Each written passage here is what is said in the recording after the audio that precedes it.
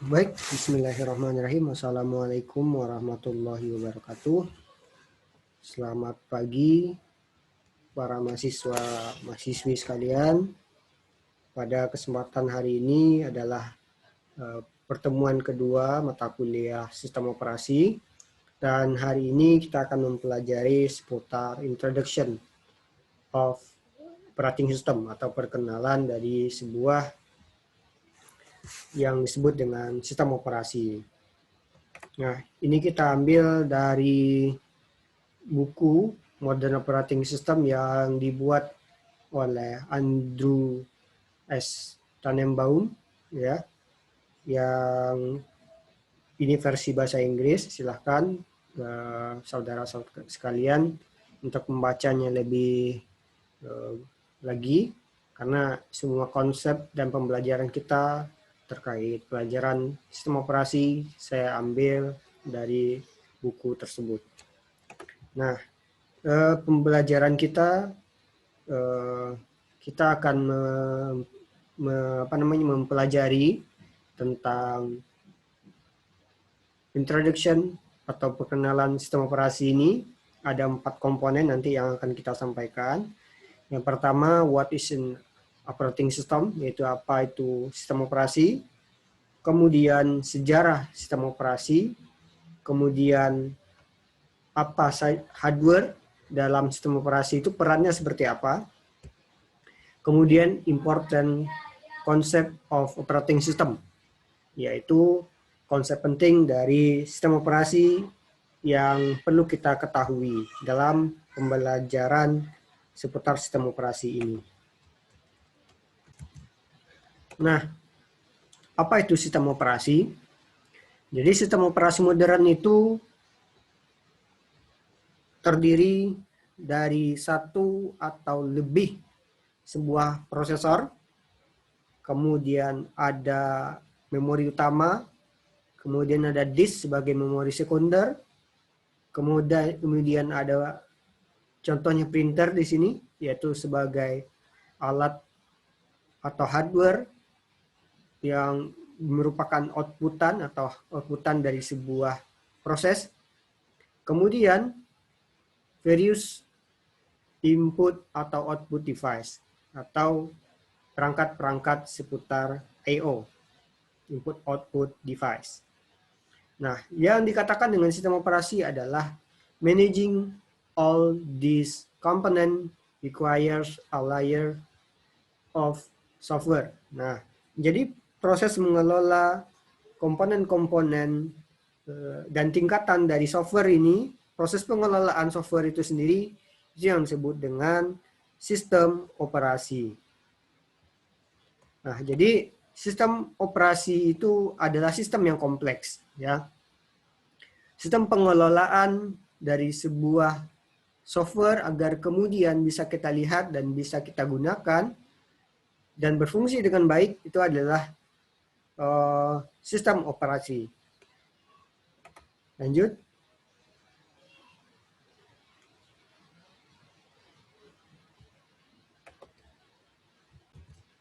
Ya, kemudian tambahan dari sistem operasi itu tadi, di sini dikatakan all these component required. Jadi semua keperluan dari tingkatan-tingkatan software dan pengelolaannya itu maka disebut dengan operating system. Maka juga dalam operating system ini adalah pengelolaan hardware itu sendiri. Nah, pengelolaan hardware dan pengelolaan software dalam sebuah komputer, maka itulah yang disebut dengan sistem operasi itu sendiri.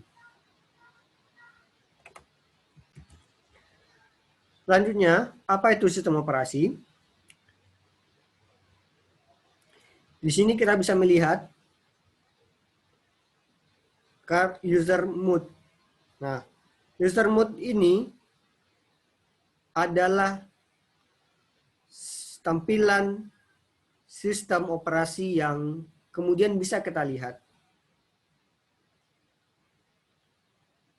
Dan yang bisa kemudian kita lihat seperti adanya web browser, email, kemudian musik player, itu adalah tampilan-tampilan terdepan dari sebuah proses sistem operasi di mana semua aplikasi yang berjalan itu diolah oleh hardware, kemudian dikelola oleh operating system, dalam ini kernel sebuah sistem operasi yang kemudian ditampilkan kepada kita sebagai end user dalam bentuk software yang kemudian bisa kita lihat.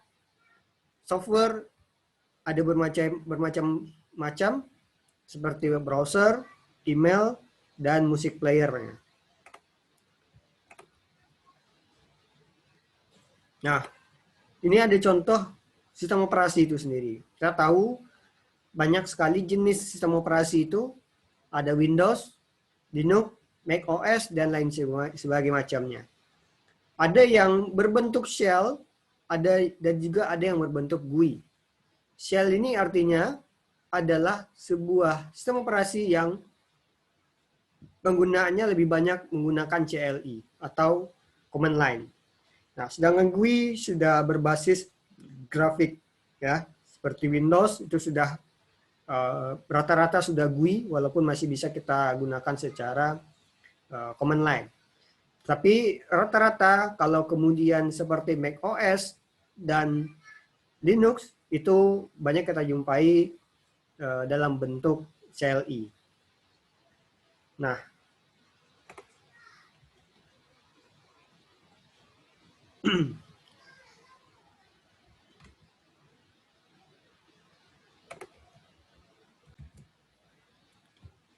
kita lanjutkan.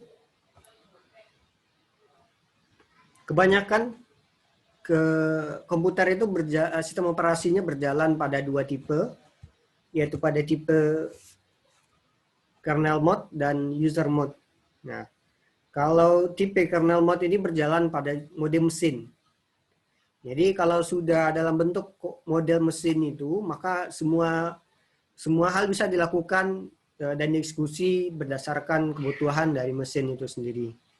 Nah, software itu rata-rata berjalan dalam bentuk user mode atau dalam penggunaan pengguna. Jadi itu sifatnya dalam pengkegiatan atau melakukan sebuah proses maka dibatasi. Nah, GUI juga begitu, ya. Rata-rata software ini yang bersifat GUI juga tidak banyak yang bisa dilakukan. Contohnya saja, misalnya ketika kita menggunakan command prompt atau CMD, maka itu semua aktivitas bisa kita gunakan. Kita bisa mudah menghapus sebuah file, menambah sebuah file itu lebih mudah dan lebih cepat. Nah, ketika misalnya ada sebuah file itu dia terkunci dan dilarang untuk menghapus, maka dalam bentuk tampilan atau GUI-nya, maka kalau kita lakukan klik kanan dan delete, maka itu tidak bisa. Tapi kalau kita lakukan itu dengan sistem CMD, maka itu bisa. Nah, seperti itulah contohnya.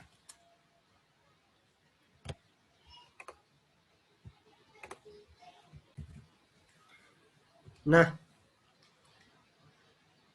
the operating system as an extended machine. Nah, sini kita bisa lihat kalau sebenarnya hardware itu bekerja, maka kita tidak akan bisa memahami apa yang dieksekusi, apa yang dihasilkan dari sebuah proses di sebuah hardware komputer. Tapi ketika dia sudah direkayasa oleh sistem operasi dan kemudian dijalankan dalam sebuah program aplikasi, maka itu akan mudah digunakan. Nah, itulah gunanya sistem operasi. Jadi dia penghubung antara hardware dan software sehingga kemudian manusia mudah dalam menggunakan. Nah, CPU itu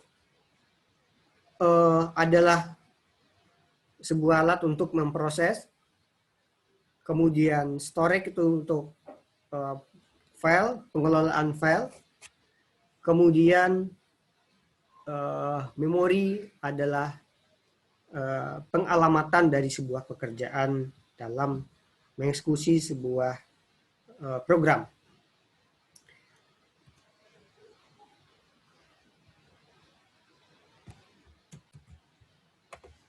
Nah, sistem operasi itu juga berperan sebagai resource manager atau pengelola sumber daya dari sebuah komputer itu sendiri, di mana dia bisa melakukan banyak program atau melakukan banyak multiple program, banyak kegiatan dalam waktu yang sama, ya. Jadi bisa prosesor bisa melakukan banyak eksekusi program dalam waktu yang sama, itu dikelola oleh sistem operasi. Kemudian mengelola dan melindungi memori, I/O device, perlengkapan input-output, dan sumber daya yang ada di komputer lainnya, termasuk dalam sharing resource, dua perangkat yang berbeda dalam sebuah waktu atau waktu yang sama. Nah, ini dia summary-nya.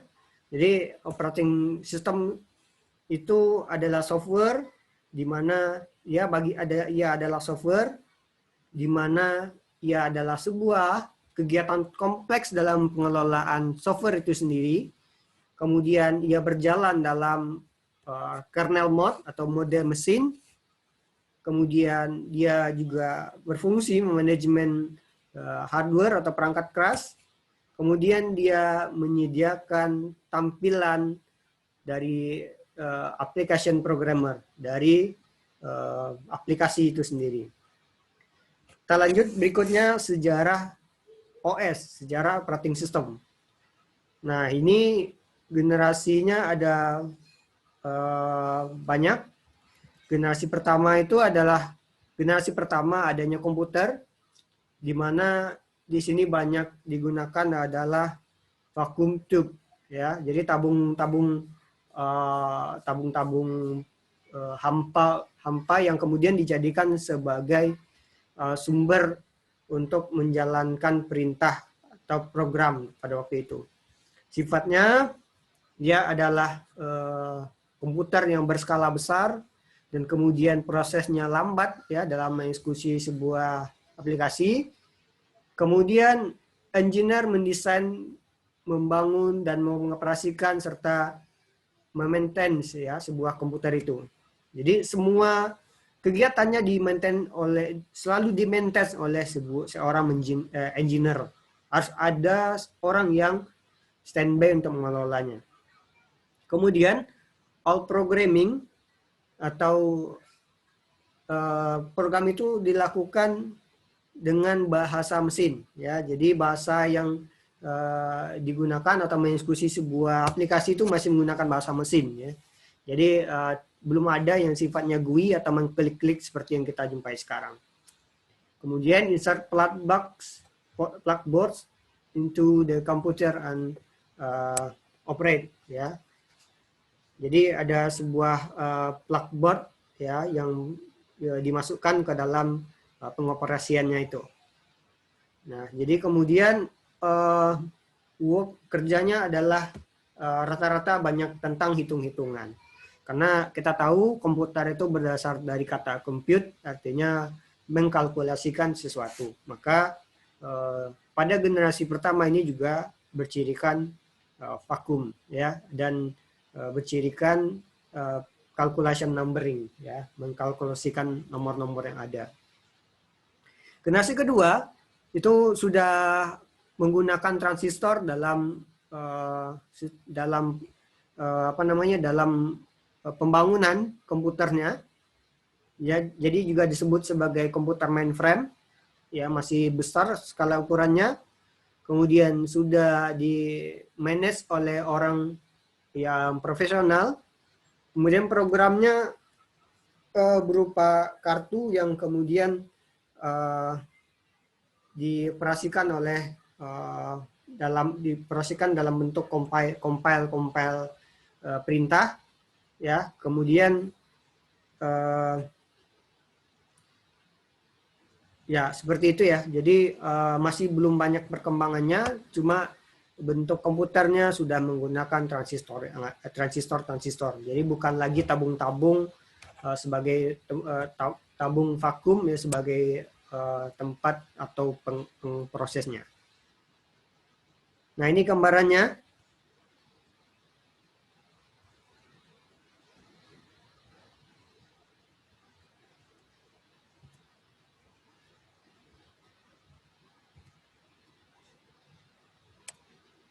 Nah, ini gambarannya. Jadi sebuah program atau aplikasi itu dieksekusi dengan cara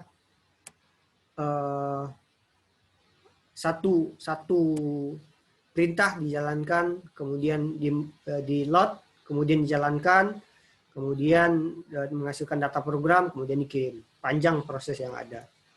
Nah, kemudian yang ketiga, generasi ketiga, itu sudah menggunakan IC dan multiprogramming. Nah, jadi pada generasi ketiga ini komputer sudah menggunakan IC dan kemudian program sudah banyak. Ya, artinya satu program tuh, satu komputer tuh sudah banyak program yang bisa dilakukan. Sudah banyak aktivitas yang dilakukan.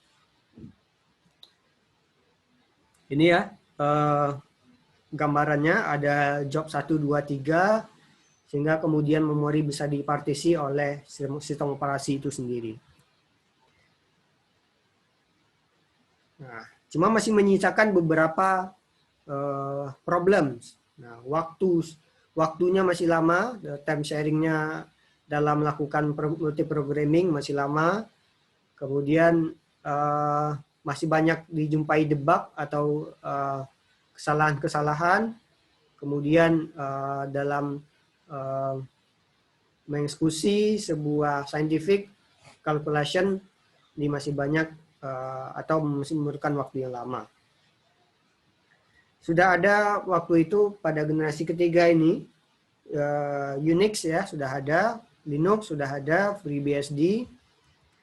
Nah, baru kemudian generasi keempat adalah generasi pada PC, berkembangnya PC atau personal computer. Nah, di sini sudah banyak sekali jenis komputer yang ada, seperti DOS yang sudah GUI bentuknya. Jadi generasi pertama itu kalau di Windows ini ada Windows 95, 98, ME, NT, dan XP. Nah, seperti itu. Nah, generasi sekarang ini adalah generasi penggunaan masih pengembangan dari personal komputer, tapi belum dikatakan sebagai generasi baru. Ya, kalau dalam beberapa versi dikatakan sekarang adalah generasi kelima, ya, di mana perkembangan gadget atau perangkat yang bersifat touchscreen dan kemudian bisa dibawa kemana-mana, itu adalah bagian dari perkembangan generasi komputer zaman sekarang ini. Nah, itu tadi 4 ya. Jadi itu ada 4 perkembangan OS, generasi 1, generasi 2, generasi 3, dan generasi keempat. Di mana pembedanya adalah alat yang digunakan, hardware yang digunakan, kemudian kegiatan programming dan waktu yang dibutuhkan. Nah, kita masuk ke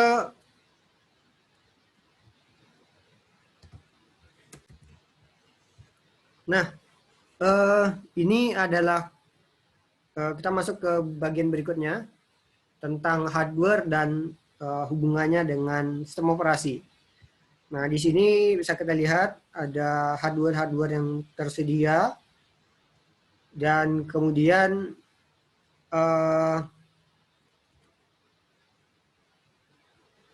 kita masuk ke bagian pertama hardware itu adalah prosesor, di mana prosesor itu adalah otak dari sebuah komputer, di mana diambilnya instruksi dari memori dan dieksekusi. Nah, di sini prosesor adalah tempat dalam mengeksekusi itu. Tahapan mengeksekusi dari sebuah prosesor ada 3. Yang pertama fetch atau mengambil sebuah perintah, kemudian main decode-nya atau mengubahnya dalam bentuk kode sehingga kemudian bisa diskusi oleh CPU. Nah, kemudian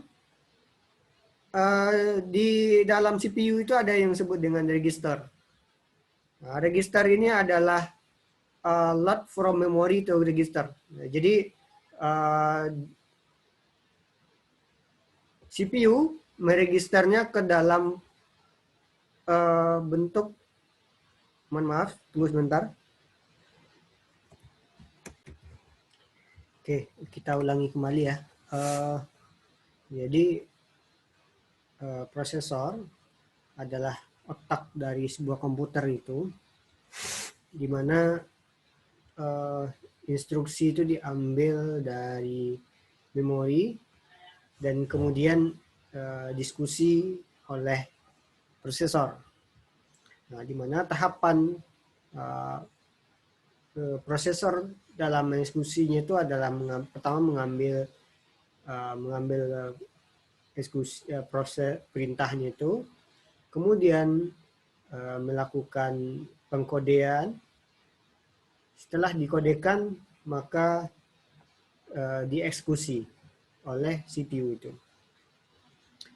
Nah, prosesor itu mempunyai yang disebut dengan register, yang register variable ya, register variable yang kemudian itu menjadi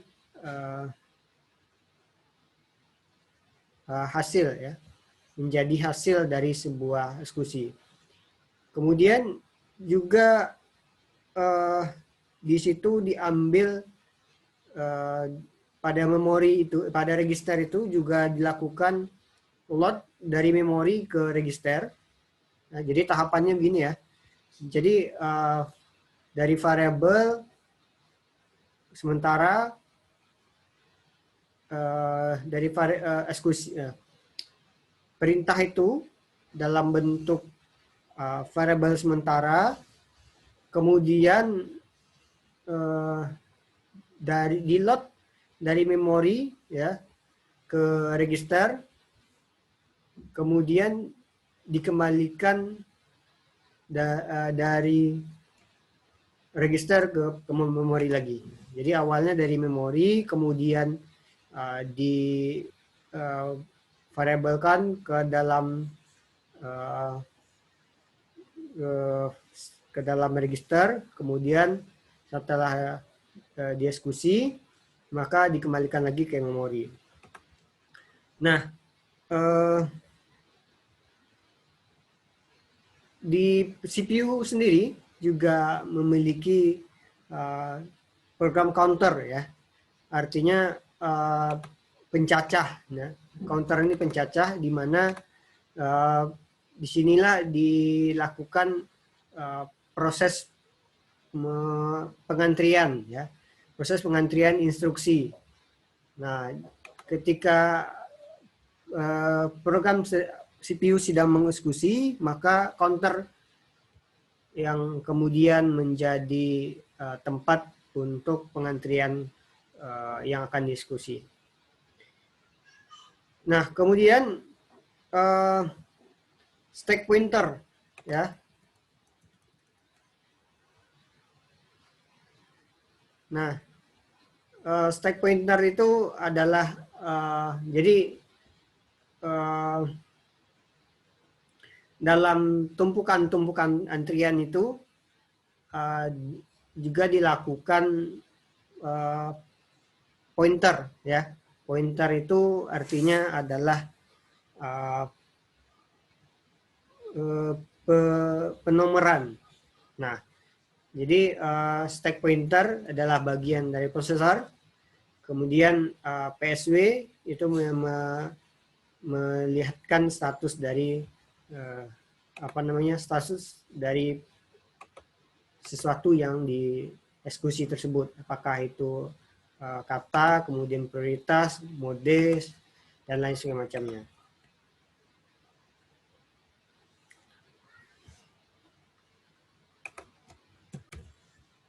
Nah, kemudian CPU pipelining. Nah, di sini adalah sebuah skema dalam skema atau pipa skema dalam pengeksekusian CPU, di mana yang pertama ada three stage pipeline, di mana pada gambar A ini unit itu mengambil sebuah perintah, kemudian perintah itu kemudian didekode ya sesuai kebutuhan CPU, kemudian dilakukan proses execute oleh CPU. Nah, di dalam proses superscalar ini beda lagi. Ketika perintah itu diambil, kemudian didekode sesuai kebutuhan prosesor, kemudian terjadi proses antrian, di mana di sini paralel ya, ada dua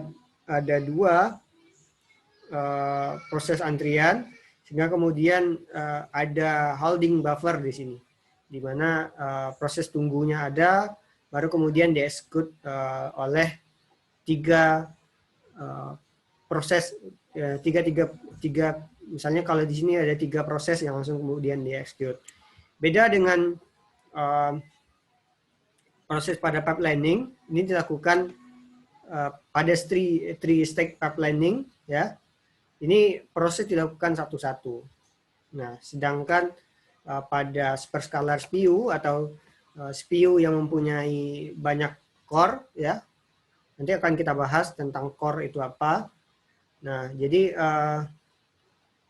dengan adanya superscalar CPU, maka proses kerja dalam pengeksekusian program menjadi lebih cepat. Nah, ini dia tadi, jadi dalam CPU itu dikenal ada multi-thread dan multi-core chip, ya. Nah, multi-thread dan multi-core chip. Nah, di sini ada dua bagan. Yang pertama, bagan A adalah quad core, ya. Quad core itu 4 core, ya, 4 core dengan 2 cache-nya, ya, cache memori. Dan yang kemudian B ada 4 core, ada prosesor dengan quad core, kemudian separasi, ya, separasi cache memorinya, di mana masing-masing core dia memiliki cache memori sendiri. Maka pada proses yang dilakukan oleh B, gambar B atau quad core chip dengan masing-masing cache dimiliki oleh masing-masing core, itu adalah lebih cepat. Ya, artinya multi core chip ya. Jadi proses itu dilakukan dalam sebuah prosesor yang mempunyai quad core dengan separasi masing-masing cache memori, itu akan lebih kencang, di mana proses itu dilakukan oleh masing-masing core sendiri, karena cache memori yang digunakan juga banyak. Ya, karena kita tahu dan perlu kita ketahui bahwasanya cache memori itu adalah bagian cepat dari prosesor, di mana proses eksekusi akan lebih cepat dilakukan. Nah, ketika sebuah prosesor, walaupun ada 4 inti prosesornya, tetapi ketika cache memorinya hanya 1, ya, maka prosesnya juga tidak akan jadi lebih banyak proses yang bisa dilakukan. Artinya di sini multi-thread, ya, di multi-thread pada gambar A, kemudian multi-core pada gambar B. Nah, itu memperlihatkan kecepatan bahwasanya multi-core chip ini lebih kencang.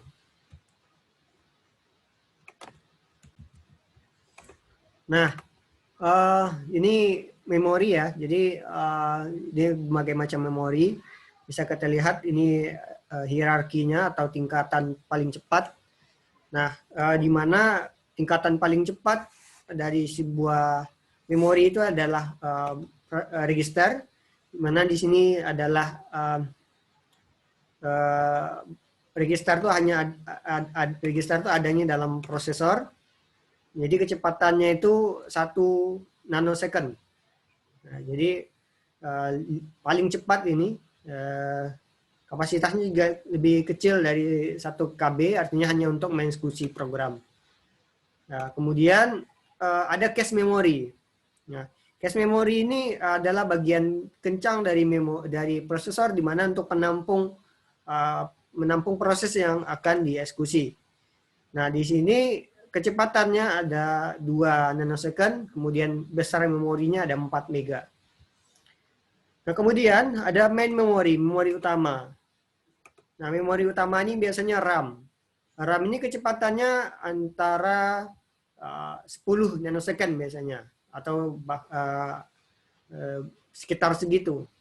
Nah, ini kemudian ranknya di sini ada dari 512 sampai kalau sekarang sampai 32 giga ada. Nah, kemudian magnetic disk. Nah, ini contohnya hard disk. Hard disk ini rata-rata kecepatannya 10 ya, 10 milisecond. Kemudian kapasitas penyimpanannya besar. Makanya digunakan dalam penyimpanan data secara eksternal. Nah, kemudian ada magnetic tape. Tape ini agak lambat, contohnya DVD, CD dan lain semacamnya. Memang kapasitasnya ada yang 400 sampai 800, ini contoh DVD. Kemudian ada satu yang perlu saya sampaikan, di mana SSD. SSD itu adalah pengembangan dari flash memory, ya, di mana kecepatannya lebih tinggi dari magnetic tape.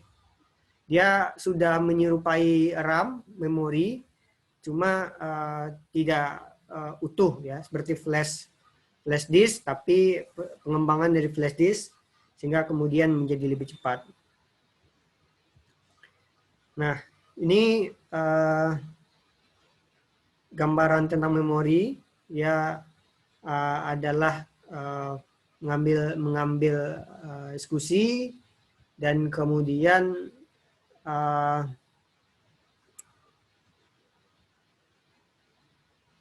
shoot harus keduanya. Jadi dalam bentuk chip ya, seperti itu. Nah, jadi memori itu adalah tempat mengambil data, mengambil eksekusi sebuah program dan kemudian meletakkannya kembali. Maka ia bentuknya berupa chip yang besar ya. Bentuknya chip besar. Kemudian di memori itu ada cache ya, di mana di situ tempat pengantrian proses yang akan dimasukkan ke dalam dalam CPU ya.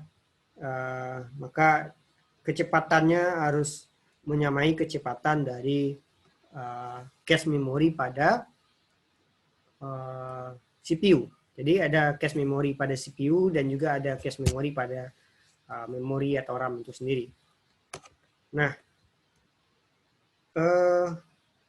di sini proses antrian itu ada sendiri, nanti akan kita bahas proses antrian dalam mengeksekusi sebuah program, dan nanti ada tahapan ketika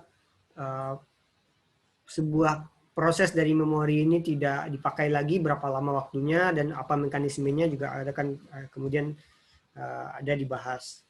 Nah, kemudian ini struktur disk ya. Struktur disk itu dia ada head, di mana dia bisa read atau write-nya diatur di sini, dan dia berupa lingkaran-lingkaran 1 sampai 7 di sini ya, tergantung besarnya memorinya, yang kemudian itu adalah menjadi tempat penyimpanan dan tempat pembacaan. Nah, chip itu dia murah ya, disk ya, maksudnya disk ya, disk itu berharga murah dan ukurannya juga besar. Jadi to order ini tidaklah lebih dari bagus dari RAM ya, lambat dan kemudian lebih apa namanya, lebih datar dalam, ya artinya ketika disk ini adalah banyak digunakan sebagai tempat penyimpanan, tetapi juga sebagai, di samping itu juga bisa digunakan sebagai virtual memory, di mana ketika ada eksekusi yang belum berhasil dilakukan dalam proses di memori, maka dilakukan virtual proses di hard disk itu sendiri atau di disk itu sendiri. Nah, kemudian kita masuk ke I/O device. Jadi kita tadi sudah menyinggung tentang ada interupsi dalam sebuah mengeksekusikan program. Maka secara sekilas akan kita sampaikan bahwasanya proses interupsi itu dilakukan oleh I/O. Artinya I/O berperan dalam mengatur mengatur mekanisme ya dalam proses antrian. Nah, ini ada contoh sederhana pada saat ada I/O device dalam memulai atau mengatur proses interupsi. Ya, yang pertama interupsi dikembalikan ke disk controller. Nah, kemudian yang kedua ada disk controller melakukan fetch atau pengambilan program, kemudian di I/O sebagai interrupt controller memberikan ke memori dan memori kemudian memberikan ke CPU. Begitu selanjutnya.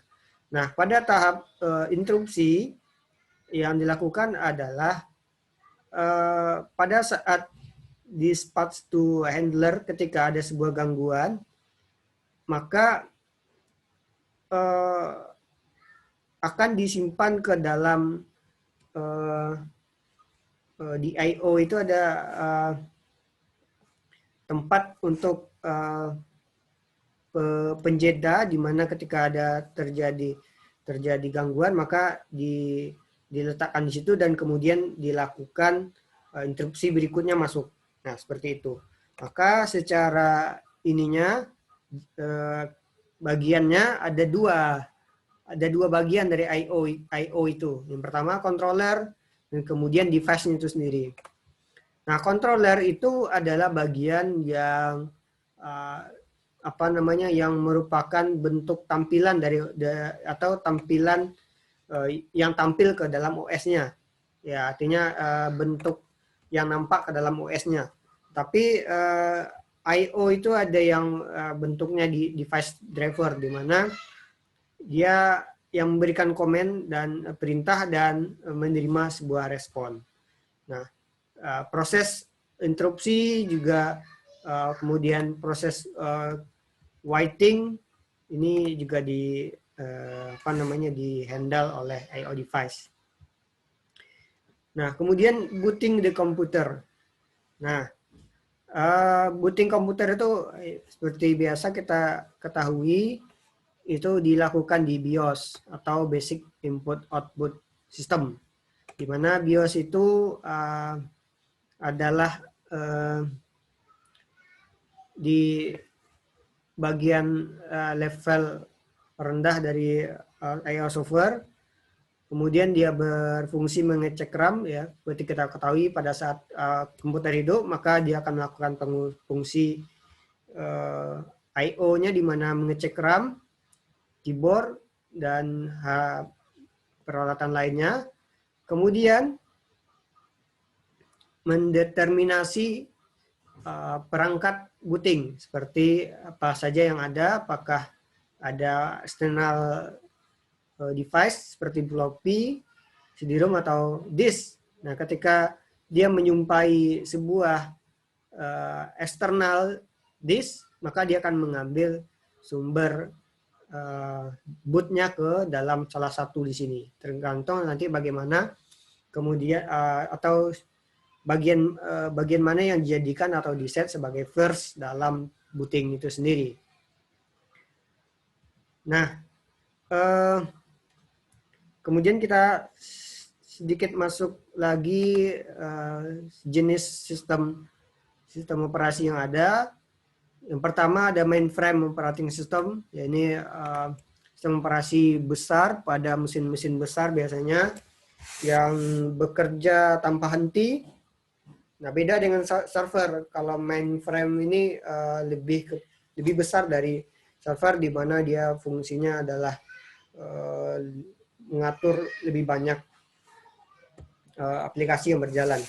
Nah, sedangkan yang kita kenal lebih banyak adalah pada skala besar adalah server operating system, di mana sistem operasi berbasis server ini banyak sekali kita jumpai, seperti ada Windows Server, kemudian Linux Linux Server itu ada beberapa ya. Nah, kemudian multiprosesor operating system. Nah, ini sistem operasi yang berjalan pada banyak prosesor.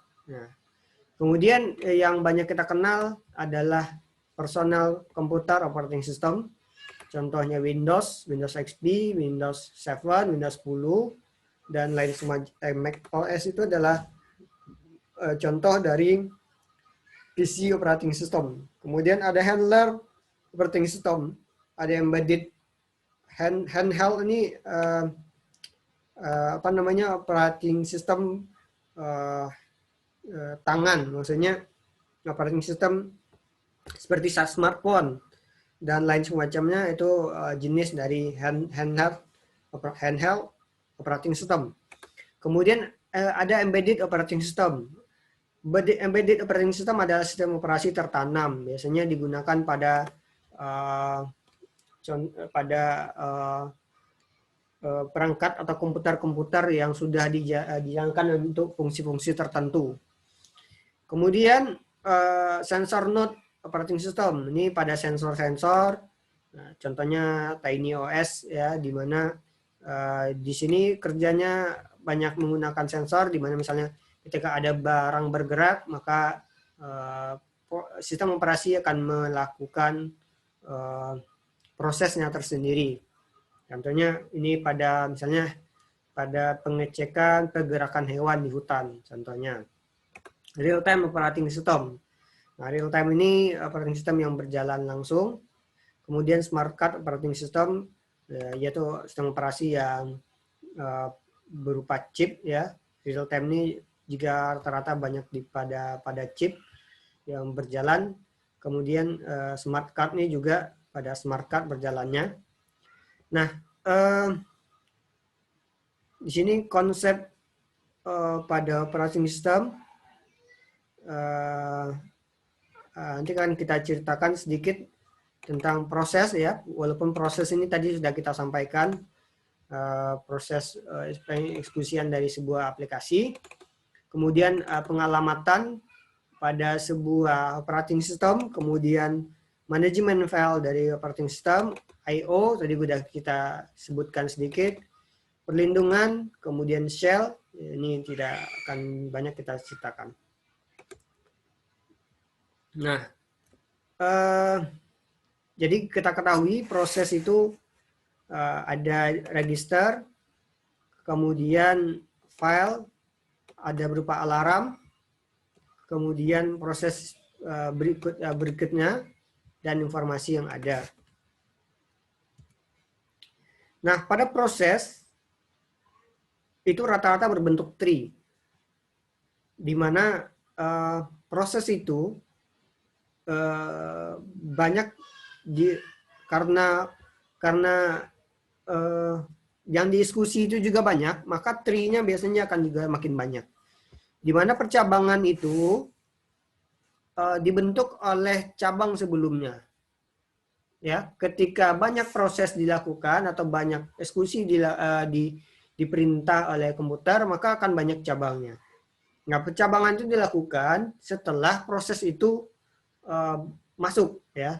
Ketika proses itu masuk, maka ada lagi proses berikutnya masuk, maka dilakukan pencabangan. Nah, begitulah mekanisme dari sebuah proses. Kemudian ada address space. Pada address space ini yaitu pengalamatan pada memori, ya. Pengalamatan pada memori seperti adanya bagaimana manajemen pada memori, kemudian bagaimana proses virtual memori ketika terjadi deadlock pada eksekusi, dan bagaimana pengaturan ketika banyak proses dilakukan dalam sebuah memori. Nah, ini contoh file pengalamatan file, ya. Ini kita contohkan pada sebuah directory atau manajemen filenya. Ini bentuk sederhana bagian dari file system dalam sebuah sistem operasi. Jadi tersusun atas root, ya. Root, sehingga kemudian ketika melakukan eksekusi, ketika sudah tersusun dengan root yang rapi, maka akan cepat dalam pengambilan dan pengeksekusian. Contohnya di sini student. Nah, maka cabang berikutnya adalah nama-nama student. Fakultas misalnya. Maka di sini ada cabang-cabang nama-nama dosen, profesor-profesornya. Nah, masing-masing profesor ada course-nya dan paper-nya segala macam. Nah, maka proses manajemen file yang dilakukan pada sistem operasi itu menentukan kecepatannya. Maka misalnya ketika kita melakukan transfer data dari hard disk ke flash disk. Nah, struktur data atau struktur pada file yang kita kopikan itu, ketika dia terstruktur dengan tidak banyak menumpuk dalam sebuah folder atau terdistribusi dengan baik, maka itu akan cepat dalam memindahkan data. Nah, ini pentingnya manajemen file di sini. Ini proses mounting, ya, proses mounting pada file. B, ya, ini proses mounting pada file, di mana ketika ada perangkat baru, ya, istilahnya kalau pada Linux itu kan perangkat CD-ROM dan perangkat-perangkat pembacaan lain seperti USB itu kan adalah perangkat eksternal yang memang dipisah dari hard disk utama bagi Linux. Maka dalam Linux itu mengenal ada mounting, ya. Mounting itu pengenalan perangkat baru. Nah, proses mounting itu kalau dalam pengoperasian file, maka mounting itu nanti ada lagi yang mengambil cabang tersendiri dari sebuah file yang disebut dengan mounting. Maka file mounting itu terpisah tersendiri dari pada sistem operasi Linux. Nah, ini ada pipelining, ya. Proses pipelining itu menjembatani antara satu proses dengan proses lain. Kemudian ada sistem call. Nah, sistem call ini adalah mekanisme bagaimana proses pada prosesor itu dilakukan dengan cepat, di mana penyusunan atau pemanggilan itu sudah diatur atau sudah disimpan dahulunya pada sistem operasi itu. Jadi struktur sistem operasi itu berupa file-file tadi, ada sistem call-nya, di mana cara panggilan cepat atau dial. Kalau misalnya HP kita ingin menyimpan kontak orang dan kemudian ingin cepat memanggil seorang, maka kita meletakkannya di tempat cepat untuk memanggilnya. Begitupun dalam pengeksekusian aplikasi. Ada sistem call-nya, di mana sistem call ini dilakukan agar agar cepat dalam pengeksekusian. Nah, ini bentuk sistem call, ya. di mana pada sistem call ini proses itu dilakukan dengan melibatkan library, kemudian prosedur dan proses pembacaan dan pengalamatan-pengalamatan, sehingga kemudian mempercepat proses. Nah, contohnya misalnya ketika CMD itu kan ketika misalnya kita membuat folder itu kan ada mkdir, nah mkdir. Nah, pembacaan seperti itu sebenarnya sudah ada ya di dalam sistem operasi itu sendiri. Jadi ketika kita akan membuat folder baru, maka kemudian kita klik kanan, kemudian mkdir. Nah, itu adalah bagian dari sistem call itu sendiri. Klik kanan misalnya, kemudian make file apa, kemudian membuat directory, maka itu sebenarnya sudah tersimpan dalam sistem operasi itu sendiri, sehingga kemudian cepat dalam pengeksekusiannya. Nah, ini contohnya mkdir dan daftar-daftar cepat lainnya dalam proses sistem call. Banyak lagi, mounting, mkdir, misalnya contoh lainnya banyak ya. Open itu misalnya fd. Nah, seperti itu. Dan masing-masing masing-masing sistem operasi itu beda-beda dalam melakukan sistem call-nya. Nah, ini sistem call dalam bahasa C-nya. Nah, itu ya. Ini memory layout ya. Jadi ada 3 segmen dari memory layout itu. Ada teks, kemudian data, ada stack, tumpukan data, kemudian datanya, serta kemudian teks yang menjadi, kalau teks maka akan cepat ya. Ketika data dia berupa data maka akan lambat ya, termasuk apalagi kalau stack. Nah, kemudian linking ya, ini proses juga bagian dari sistem call tadi, di mana dia melingkan sesuatu sehingga kemudian menjadi cepat. Ini mounting ya, seperti kita sampaikan tadi. Mounting itu dia punya kalau dalam Linux ini dia punya sistem sendiri atau folder sendiri atau file sendiri ya. Jadi proses mounting direktorinya sendiri. Ketika ada perangkat baru, maka dia akan masuk ke dalam proses mounting sendiri. Jadi tidak mengganggu mekanisme dalam pembacaan file. Nah, ini dia API dari Windows ya. Ini kalau Unix ini, kemudian pada Win32 ini. Nah, seperti itu. Ini struktur dari sistem operasi. Nah, ini tingkatan layer dari sistem. Nah, jadi layer pertama itu layer atau tingkatan prosesor, pengalokasian prosesor, kemudian manajemen memori, kemudian ada proses komunikasi di mana dilakukan oleh I/O, ya. Ini proses komunikasinya ya, I/O yang manajemen ya. Kemudian program user, ini sebuah aplikasi itu sendiri, kemudian operator. Jadi proses itu sebenarnya dari layer 5 ada tampilan yang kita nampak. Operator berupa misalnya kursor, kemudian kemudian kita klik di aplikasi misalnya Word, kemudian akan memasukkan ke dalam I/O management misalnya proses klik tadi masuknya kemana saja, apakah masuknya ke layar atau ke I/O dari masing-masing perangkat. Nah, kemudian dilakukan proses komunikasi, kemudian akan dieksekusi oleh memori. Diletakkan proses eksekusi itu di dalam memori.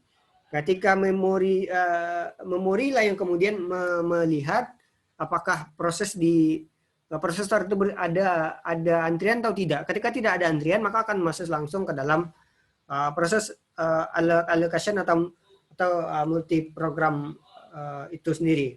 Nah, jadi itu tahapannya dari sebuah dan gambaran layar dari sistem itu sendiri. Nah, ini kernel ya. Ini bentuk client server dari pas sewaktu pengeksekusian. Artinya client server ketika kita mengeksekusi dan kemudian kita ingin melihat di komputer lainnya, maka prosesnya akan melewati kernel dulu, kemudian kernel akan masukkan ke file server, kemudian dari file server melalui sebuah jaringan akan memprosesnya ke dalam sebuah terminal server. Nah, seperti itu ya.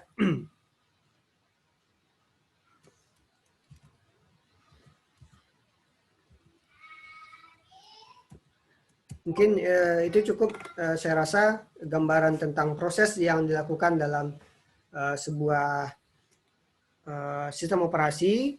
Jadi itu gambaran tahapannya, nanti akan kita bedah lagi dalam pertemuan berikut. Mudah-mudahan bisa dipahami dan bisa kita maksimalkan dapat ilmunya. Silakan dikerjakan soal yang saya kirim. Terima kasih. Assalamualaikum warahmatullahi wabarakatuh.